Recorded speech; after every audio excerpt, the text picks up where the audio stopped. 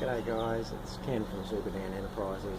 I'm just doing a little course on a little bit of car maintenance. As I'm an ex-mechanic, I've got a really good idea of what goes on, how to make it easier for you guys to get out there and just get a little bit more information on the car and how to look after it. Alright, so today we're going to look at checking the oil. I've already got the bonnet up. Okay. Alright, so in all of this, there's only one thing that we're looking for.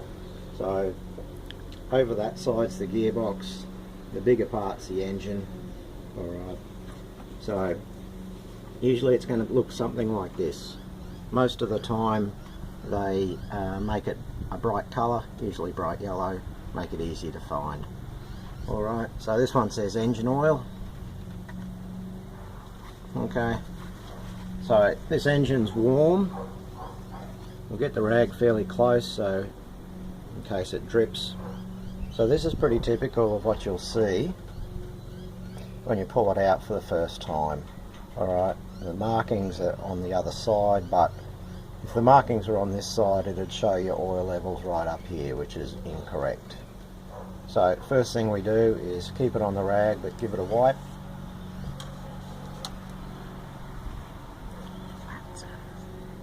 Okay, so now we've got a clean dipstick. We can see the L mark, which is your low, right up to the full mark, which is your high. The oil level should be somewhere in the middle, preferably about halfway or right up to the top. If it's below the dipstick or doesn't even show, you must put oil in immediately, otherwise the engine can run dry, therefore no lubrication, therefore incredible damage to the engine. If you overfill it, which is above your full mark, that can also do serious damage to various internal engine components, but also to a very expensive part in your exhaust called a catalytic converter. The oil will be picked up and burnt, and the catalytic converter cannot handle that. So there's a reason why you've got a little full mark and why you've got a low mark. Alright, so we're just going to put the dipstick back in. Alright, some engines are quite easy to get the dipstick in and find the tube, some engines are not. So when you push it in, make sure it goes all the way down. That'll make sure that when you pull it out you'll get an accurate reading. Just bring the rag over. That'll stop a bit of dripping on the engine. Alright, so now you can see there's only a very slight marking going up there. That's purely because various parts of the internal engine are wet with oil continuously. This is just picked up. So we're looking for the lowest point. Alright, so this side doesn't really give you the best view. Let's flip him over. Okay, so the lowest point would be here, where the oil is continually right up to the end. That's what we're looking for. So that's our oil level there. Alright, well within the low mark, well within the high mark.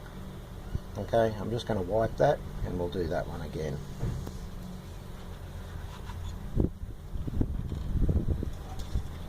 In she goes. Make sure it goes all the way to the bottom. It's very easy to stop too high, therefore your oil reading will be incorrect. Push it down. Right, pull him out. Yep, so there you go.